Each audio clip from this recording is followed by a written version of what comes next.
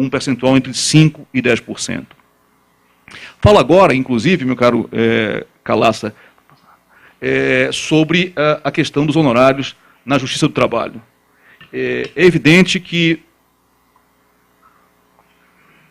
essa discussão é uma discussão antiga e que a advocacia brasileira sempre procurou pautar dentro das leis trabalhistas, defendendo dois aspectos: se terminar com o jus postulante e os honorários de sucumbência para a advocacia brasileira. Só tínhamos uma forma de avançar nisso. Era dentro do Congresso Nacional.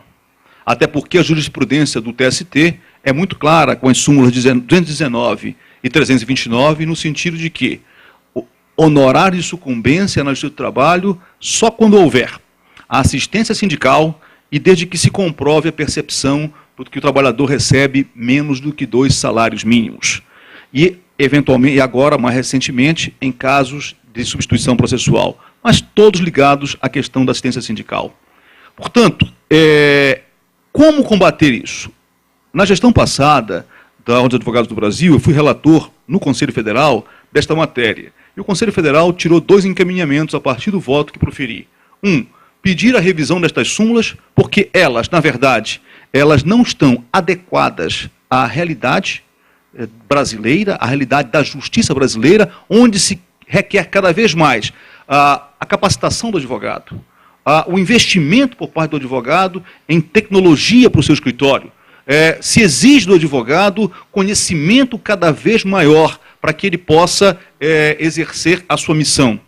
E não se estabelece, não se possibilita que o advogado possa receber honorário de sucumbência e ainda se permite que a parte vá isoladamente para a justiça sem o advogado a acompanhá-la. E aí eu lembro em relação a isso, dentro de uma parte que quero fazer, uma lição de Valentim Carrion. Ele diz o seguinte, que a parte ir desacompanhada não significa um direito, mas sim uma desvantagem, porque ela vai sem aquela couraça, sem aquela proteção, sem aquele escudo técnico que pode viabilizar o seu direito dentro de uma lide trabalhista. Pois bem, como avançar em cima disso? Provocamos o TST para que ele revisse as súmulas, e ele não as reviu.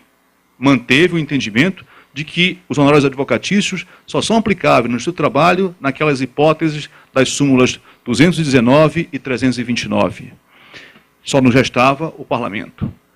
Diante disso, dentro de um trabalho conjunto com a Abrat, com Benedito Calheiros Bonfim, com Arnaldo Susequinde, que foi o pai da CLT e que reviu seu posicionamento, adequando à modernidade e deu um parecer a pedido da OAB do Rio de Janeiro, dentro de um projeto, no sentido de que se tivesse honorário de sucumbência no seu trabalho, se levou, e num voto do relator deputado Hugo Leal, também oriundo do Rio de Janeiro, do PSC, na CCJ, em caráter conclusivo na Câmara dos Deputados, se acabou com o jus postulante e também se possibilitou o recebimento da verba honorária de sucumbência na Justiça do Trabalho.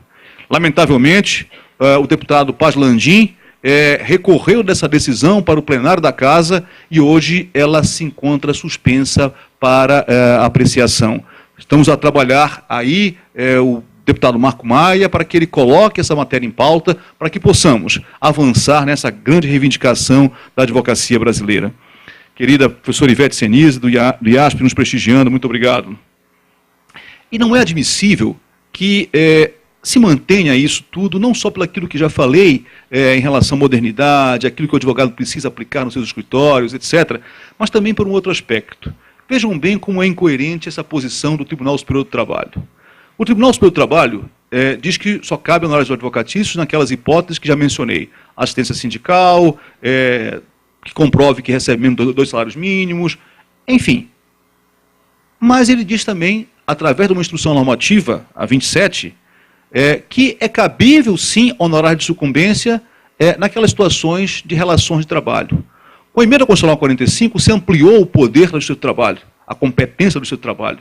E aí se possibilitou que, por exemplo, alguém que tem uma relação de trabalho com outrem vá acionar essa pessoa no seu trabalho. Naquela hipótese, onde não há relação de emprego, naquela hipótese onde simplesmente se tem um trabalhador que presta um serviço não assalariado, recebendo uma condição bem melhor do que um trabalhador empregado, nessa situação, o trabalhador assalariado tem direito, ou o seu advogado tem direito, o trabalhador que presta o serviço, melhor dizendo, não assalariado, tem direito a receber os honorários de sucumbência.